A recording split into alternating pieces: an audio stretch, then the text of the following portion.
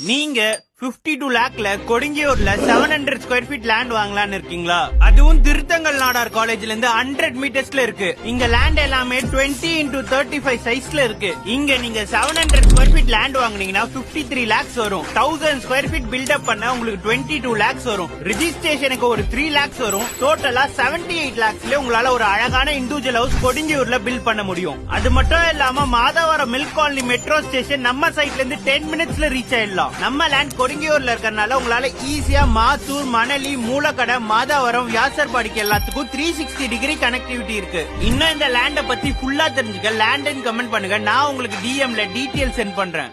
நீங்க 52 லேக்ல கொடுங்கியூர்ல 700 square feet land வாங்கலாம்னு இருக்கீங்களா?